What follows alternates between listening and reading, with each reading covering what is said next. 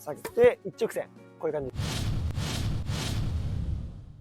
50代からでも強くなるテニス革命のスポーツドクター岩井です。50代の方が何に悩んでるのか、私が代弁します。もう共感いただけること間違いないでしょう。それはですね、トップスピンが打ちたい。もう普通のストロークで普通のトップスピンが打ちたい。スピンを打ちたい。スピンをかけたい。これが50代の方の悩みでとても多い悩みだと思います。はい。はい。これなぜ起きているのか解説いたします。はい。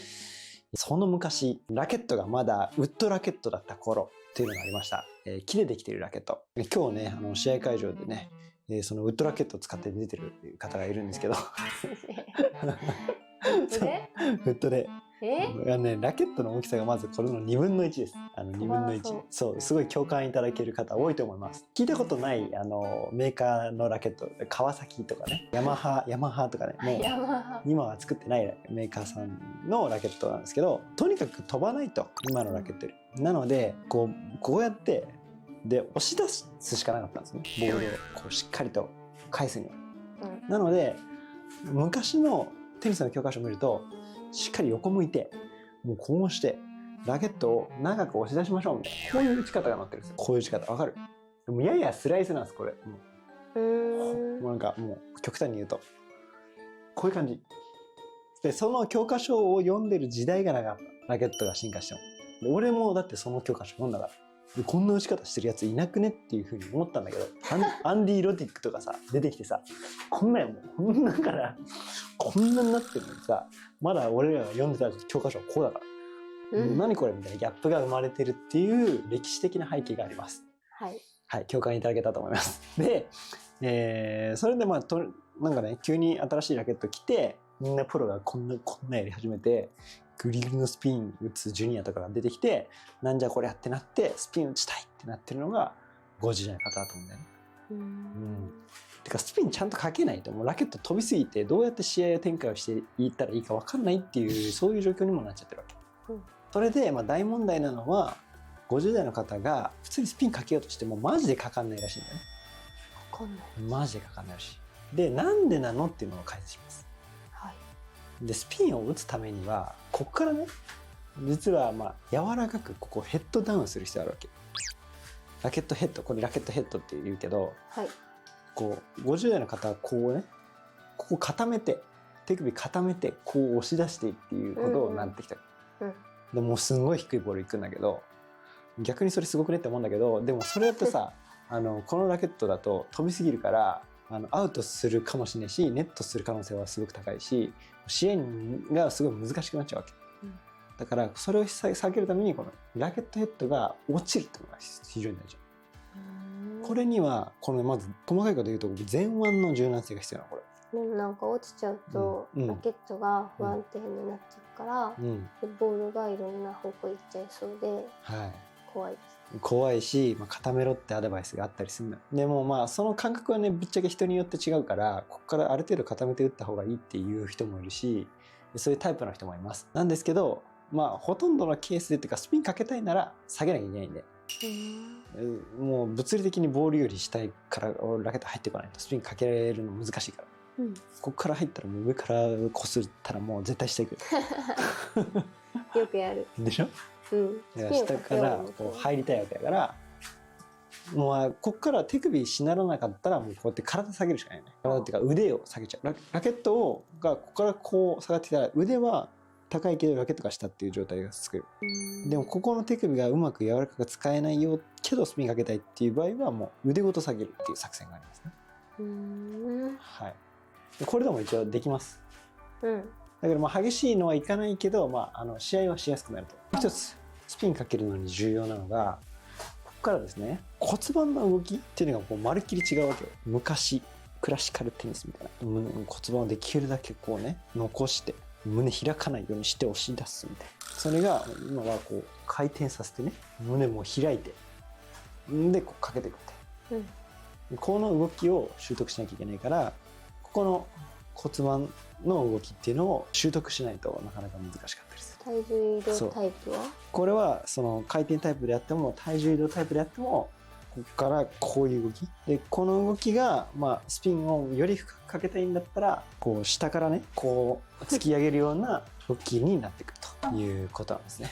でこれもすごく可動域が必要だし、股関節の柔らかさだったりとか、すごく必要になってくるし、臀部だったり内転筋だったり腸腰筋とかあらゆる筋肉がね調和してこないとできないから、これがそもそもできてない、この動きができてないのに激しいスピンが打てないっていう課題を抱えてるわけ。なるほど。だってずっと座ってさデスクワークしてさ、もう何十年もさ仕事してくれてるわけじゃん。そうしたらもうこっち側にさこう動かすなんて相当難しいよずっとこうなってるからね、っていう課題がある。はい、で最後にこのねここまでできて下がってきてこの動きできたってなったらラケットブンって出てくるんだけど、最後やっぱこのブロック、胸郭のブロックがこうやって固まってるじゃん。みんなこうやって、もうなんか携帯を満員電車で見てこうなってしまっている、料理をずっとしているがためにこうなってしまっているお姉さん方がこうやってきて、ここまで来てもこうなっちゃうわけ。だからこれが胸椎がしなれない、反れないためにこうなっちゃうとどうしてもラケットが走らない、ここが動かない人用のスピンになるねできればここもしならせて、こういうシナリオを作ったらもうここからバコーンっていけるわけよ。肩甲骨も動くし、こういうふうに、ということで、最終的にはそこを目指してほしいんだけど、手首が硬くても、打てるスピン、すごいプラス思考プラス思考のチャンネルですよ手首が硬くても打てるスピン、やっていきましょう。今回はですね、50代以上のテニスプレーヤーのためにですね、手首の柔軟性が出せなくてもできるスピンをかけたいというニーズに応えていきたいと思います。通常ですね、いいスピンを打つにはここで手首リラックスしてラケットヘッドがダウンしてくるという動きが必要になるんですけど、今回はヘッドが落ちないという方のために、それであれば腕全体を落としていきましょうというやり方でスピンが打てますということをやっていきたいと思います。腕全体を落とす方は2個あって、ここから体を斜めに傾けるという方法、そうすると腕は落ちますね。こういう感じです。でもう一つが全体的に下がる。これでも腕を下ろすことができます。2つやるんだね。いや、僕はこの中間をおすすめします。ちょっと落としてちょっと斜める、これぐらいです。でいい感じでやっていきたいと思います。で普通スピンで手首がこう落ちれば、いいスピンはこう落ちたところから上がってって、ここで一番最高点、自分の打ちたい方向にヘッドが来た時に最高点、その後下がってくるっていうのが一般的です。打って上がってって最高点下がってくる。でも腕を下げる方法でいくときは、下から上に一直線で打つイメージ、これをするとスピンがかけやすくなってきます。要は柔軟性を手首で出せないと半径が大きくなるんですね、動かす半径が。なので肩だったり胸の中心から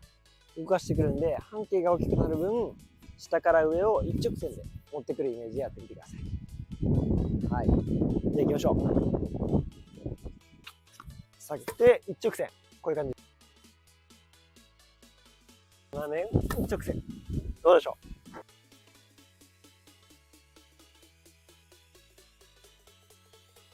結構スピンかかってるじゃないですか。